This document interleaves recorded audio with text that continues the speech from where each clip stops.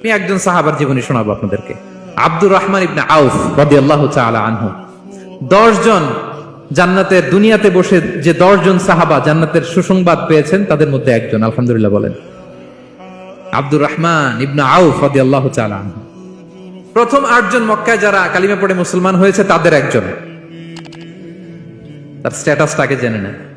তো তিনি যখন মক্কা থেকে হিজরত করে মদিনায় গেলেন, মনে রাখবেন মক্কা থেকে যে সাহাবারা বাড়ি ঘর ছেড়ে হিজরত করেছে তাদেরকে বলে মহাজির, মানে হিজরতকারী সাহাবা। আর মদিনাতে যে সমস্ত সাহাবারা তাদেরকে রিসিভ করেছেন তাদেরকে বলে আল আনসার, মানে সাহায্যকারী সাহাবা। তো যারাই হিজরত করে মক্কা থেকে মদিনায় যেত, বিষ্ণু ইসা ইসলাম মদিনার কোন সাহাবীর সাথে তার ভাই পাতিয়ে দিতেন, আল মুআখাত, ব্রাদারহুড করে দিতেন, দায়িত্ব দিতেন যে তুমি এই সাহাবীকে দেখবে। তো আব্দুর রহমান ইবনে আউফ রাদিয়াল্লাহু তাআলা আনহু যখন হিজরত করে গেলেন, তার দেখভাল করার জন্য যে সাহাবীর দায়িত্ব পড়ল তার নাম হচ্ছে সাআদ ইবনে রাবি', আনসারী সাহাবী রাদিয়াল্লাহু তাআলা আনহু। বিষ্ণু বললেন, সাআদ, আব্দুর রহমান ইবনে আউফ তোমার ভাই, ভাই বানিয়ে দিলেন। কি বানিয়ে দিলেন? তুমি তাকে টেক কেয়ার করবে, সে হবে তোমার মেহমান। সুবহানাল্লাহ।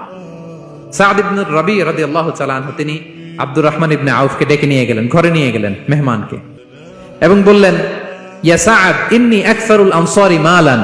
হে সাআদ, তুমি চিন্তা করো না, তুমি মনে করো না যে তোমার ভরণ পোষণ দিতে আমার কষ্ট হবে। আমি মদিনার সবচাইতে বড় বিজনেস ম্যাগনেট, সবচাইতে বড় বিজনেস ম্যাগনেট আমি। No tension, don't worry about it. Tension নিও না, আসো, তোমার জন্য আমার কি প্রপোজাল শোনো। ফাআকসিমু লাকা নিসফা মালি, আমার যত সম্পদ আছে আমি অর্ধেক তোমার দিয়ে দিব। সুবহানাল্লাহ। এত আসতে আপনার বাড়িতে কেউ মেহমান হলে করতে পারবেন এরকম? আল্লাহ, কেমন প্রেরণার বাতিঘর তারা।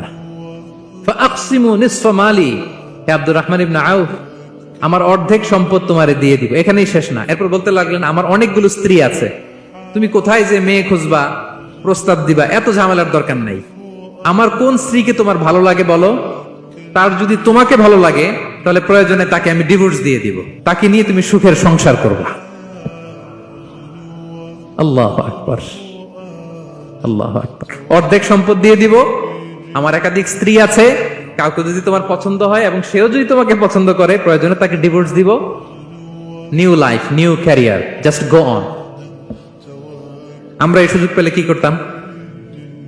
সাথে সাথে অর্ধেক সম্পদ নিয়ে নিতাম, ঠিক কিনা? আব্দুর রহমান ইবনে আউফ, প্রেরণার বাতিঘর, উনি কি করলেন? উনি বললেন, লা হাজাতা লি ফি যালিক। আমার ভাই, তুমি যে বলছো, এ সাআদ ইবনে রাবি, তুমি যে এত চমৎকার প্রপোজাল দিয়েছো, এতেই আমি খুশি। তোমার কোনো কিছুর আমার দরকার নাই। বারাকাল্লাহু লাকা ফি আহলিকা ওয়া মালিক, আল্লাহ তোমার সম্পদে বরকত দেখ, আল্লাহ তোমার পরিবারেও বরকত দেখ। তবে একটা কষ্ট করতে হবে, সেটা কি? আব্দুর রহমান ইবনে আউফ বললেন, দুল্লানি ইলা সুক, just show me the way to market. মদিনার বাজারটা কোথায় এটা একটু দেখায় দাও। আমি নতুন মানুষ, পথঘাট চিনি না। দুল্লানি ইলা সুক, just show me the way to market of Medina.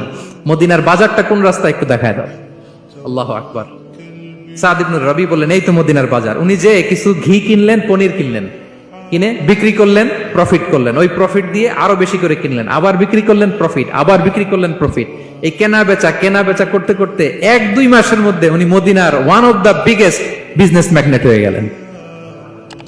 আল্লাহু আকবার। কি হাড় ভাঙা পরিশ্রমই না তারা করেছেন। একেবারে রেডি ক্যারিয়ার ছিল, গেলাম সবচেয়ে বড় বিজনেসম্যানের অর্ধেক সম্পত্তি পেয়ে গেলাম। He didn't accept the ready career, rather he made his own path with his own endeavor. নিজের চেষ্টায়, নিজের পরিশ্রমে, নিজের ঘাম ঝরিয়ে নিজের ক্যারিয়ার তৈরি করেছেন। চিল্লায় বলেন ঠিক কিনা? This is the biography of Abdul Rahman ibn Auf radiyallahu ta'ala anhu.